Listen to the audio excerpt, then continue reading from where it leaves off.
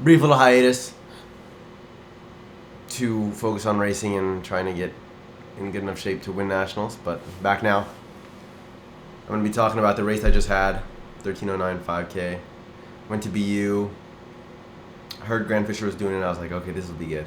And the lesson I'm going to try and talk about sort of is controlling the controllable, right?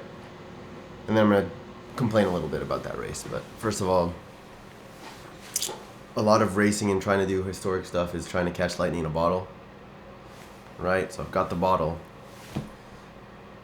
And you can't control if it comes or not. So I'm in my hotel, and I hear he's going 12:40. Okay, I'm not going 12:40. I'm not trying to go 12:40, you know? So that's one of those uncontrollable things. Then there's probably going to be a pacer. I'm on the line warming up. They say there's no pacer. Another uncontrollable. Then they get a pacer for a mile. Don't know, shout out him. Thank you for that. And then he steps off, and I'm like, okay, we'll just switch leads. And this will get me into the prisoner's dilemma, which I said I was gonna complain a little and talk about the prisoner's dilemma in racing. If you don't know about the prisoner's dilemma, it's I'm just gonna assume you know about it. If there's two prisoners, and if they don't snitch on each other, they get a pretty good outcome. If they do snitch, if one snitches, he gets the best outcome. If the other doesn't snitch, if they both snitch, they're both screwed. And this applies to racing because when there's no pacer, if no one wants to lead, we're all screwed. If one person leads and everyone follows, he's probably screwed. But if everyone switches, it's even better than the prisoner's dilemma because you get instant feedback. If everyone switches, you lose minimal time and you can still go pretty fast. So when I heard there was probably going to be no pacer, I was like, oh, maybe we'll just switch. That's the best outcome for everyone.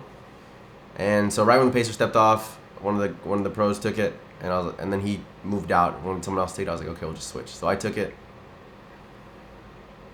at around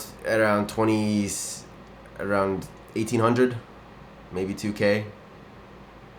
I think 1800, and I pretty much led from then on out. Very frustrating. Like it's like you're a pro. What are you guys all doing, just sitting on a college guy? But, you know, once again, it's me versus me, so. Got to run 13:09 from the front. Had to be part of a historic race, trying to look at the positives. Hoping for a little bit of a coronation. Last fast race of college.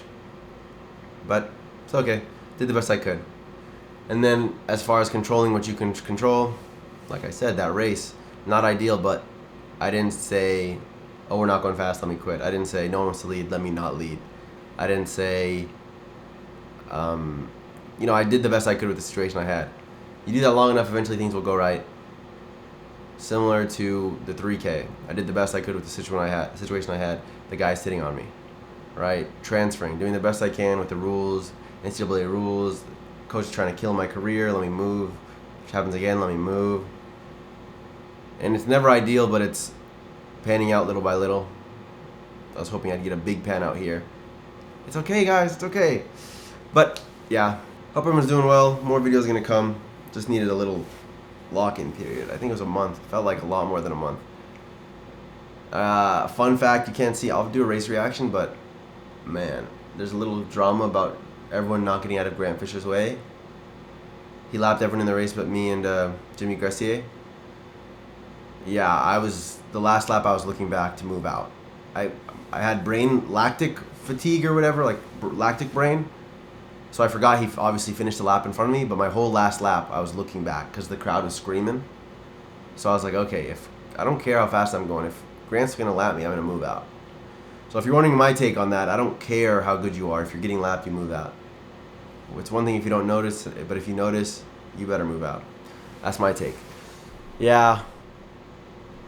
C'est la vie. Things will go right if I stick it out long enough to get to that point. That's my theory.